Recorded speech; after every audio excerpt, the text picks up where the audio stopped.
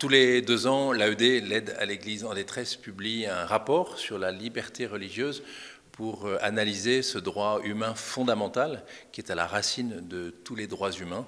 Et nous considérons que si on touche à la liberté religieuse, alors malheureusement, tous les autres droits peuvent être empiétés.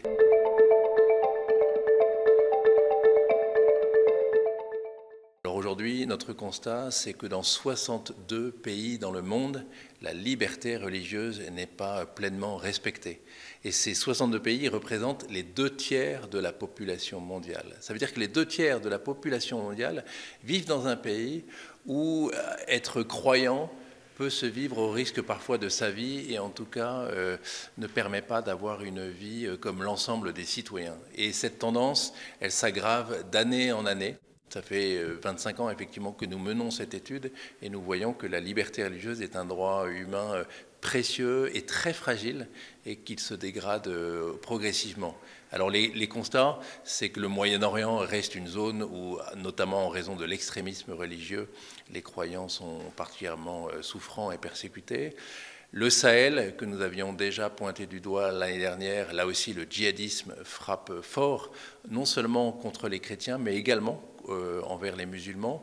Et puis il y a un point d'attention particulier, c'est l'Amérique latine, où il y a des pouvoirs autoritaires qui cherchent à faire taire l'Église, qui dénoncent la corruption et les comportements des gouvernements qui ne protègent pas les populations. Et l'Église défend toujours la vérité, la liberté et la vie. Et les gouvernements autoritaires cherchent à la faire taire et à l'emprisonner.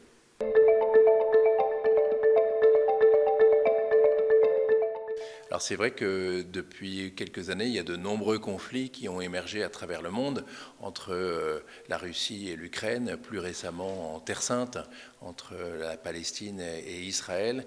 Et ces conflits, ils ont des répercussions directes pour les croyants. Et non seulement ils ont des répercussions directes dans ces pays, mais ça rejaillit pour l'ensemble de la population mondiale. On voit en Europe qu'il y a des tensions vives entre musulmans et la communauté juive qui sont une répercussion de ce qui se passe en Israël. Donc la menace, c'est que quand il y a un conflit quelque part, il rejaillit pour l'ensemble des croyants, pour l'ensemble de la population. C'est pour ça que la liberté religieuse, c'est un droit qui doit être protégé pour l'ensemble des croyants à travers le monde, parce que s'il est empiété quelque part dans un pays, même loin de nos propres pays, alors il a toujours une répercussion ici en France, ici en Europe ou ailleurs dans le monde. Donc la liberté des uns doit être protégée pour soutenir la liberté de tous. Pour la publication de ce rapport, on a invité le frère Poquillon, qui est un frère dominicain qui habite à Jérusalem et qui nous livre une analyse profonde et détaillée de la situation des communautés chrétiennes, juives, musulmanes en Terre Sainte et qui montre évidemment, on le sait bien, hélas, une dégradation de la situation. Et on espère que les accords de paix, même s'ils sont très fragiles, vont permettre progressivement de trouver une solution qui permettra aux croyants de vivre librement leur foi dans un contexte particulièrement tendu et difficile.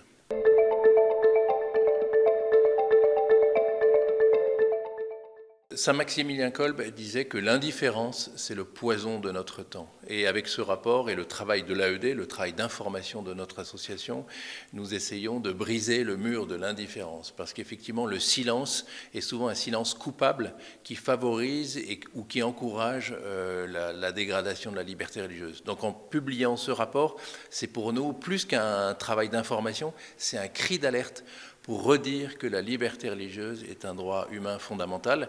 Et pendant cette semaine, et plus tard encore, nous organisons des rendez-vous avec des décideurs publics, politiques, pour alerter sur la situation de la liberté religieuse. Et puis nous lançons pour la première fois une grande pétition que chacun pourra retrouver sur le site de l'AED pour cliquer simplement, inscrire son nom, pour dire que chacun puisse dire que la liberté religieuse est un droit qu'il veut défendre. Et chacun d'entre nous doit être acteur de la défense de la liberté religieuse, parce qu'encore une fois, si on touche à ce droit fondamental, alors tous les autres droits humains peuvent être piétinés.